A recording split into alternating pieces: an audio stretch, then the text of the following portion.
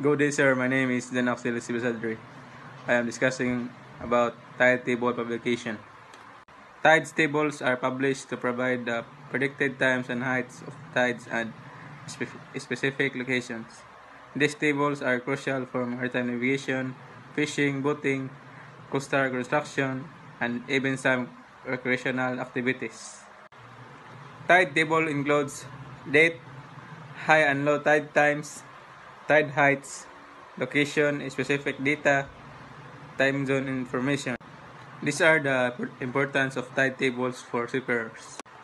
Number 1. Safe navigation in shallow waters. Ports, harbors, and river mouths often have shallow areas that may not be navigable during low tide. Knowing the timing of high tide allows a vessel to safely enter or exit the port without the risk of running aground. Number 2. Berthing and unberthing operations. Tidal height affects the draft clearance, the vertical distance between the waterline and the bottom of the hull. A higher tide provides more water under the keel, making it easier and safer to dock or undock. Number 3. Fuel efficiency and voyage planning.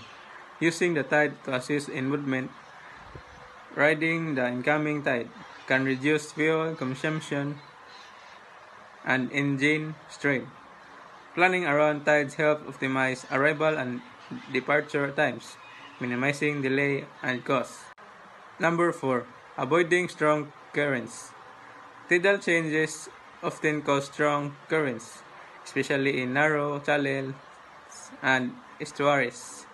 Tide tables help mariners predict current patterns, improving control of the vessel and reducing navigational hazards.